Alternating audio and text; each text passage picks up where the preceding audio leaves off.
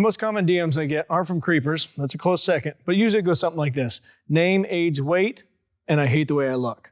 And usually that comes down to the simple fact that they just can't be consistent on a diet. So today, we're gonna go over some tips that will help anybody not only start off with the right track, but make sure a week from now, the usual doesn't happen, where you start off really strong and then all of a sudden a week later, you're back to inhaling bagel bites. So if you're ready, let's get after it. First things first, you gotta assess where you are. If your diet is unrecognizable and you'll just eat anything you stumble upon, like half your kid's lunch, then making a dramatic change isn't the way to go. Over time, you're just gonna self-sabotage and end up exactly where you started. A better method is just to tweak one or two things, and if you're really that bad, it's gonna make a significant difference. Let me give you an example. One of my buddies reached out, Scott, one of my favorite humans in the world, and said, "Hey, my diet's so bad, I don't even know where to start. What should I do?" My first question was, "How bad is it?" And he's like, you don't even understand. It's bad. I was walking down the street the other day, saw a half-eaten candy bar, and I fucking ate it.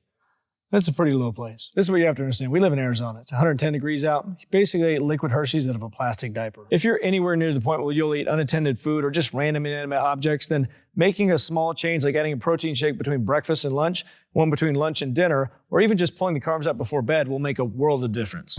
Next thing is you gotta start stacking the deck in your favor. And that looks like a couple different things. First, you gotta get all the bad food out of your house. Because I don't care who you are, how long you've been doing this for, everybody loves bad food. I don't know about you, but peanut butter literally whispers to me. And there's gonna be some parents that see this and say, hey, I can't do that. I've got kids. But let me just tell you this might be the perfect time to start lying to your kids. Just say, hey, little Timmy, I went to the store, hate to break it to you, they were out of peanut butter. But you know what? You're gonna learn to love those jelly sandwiches. Next thing is have your food for the day prepared and with you. It never fails that on the day you forget it is the day you're stranded without it, and you can literally feel yourself withering away. It also gives you a clear gauge of whether you're doing a good job or not. If you eat all your food, good job. If you end up at Wendy's, you're fucked. And the last thing is get really comfortable being that guy, because you're gonna go out with your friends, they're gonna try to guilt you into eating, drinking. Best bet, have a conversation beforehand. Just say, hey, I'm gonna be really boring. I'm gonna start to be a bad friend. Hope you're cool with that. Because if you're not careful, you don't have the conversation first, you don't get them on board, even your spouse can turn on you.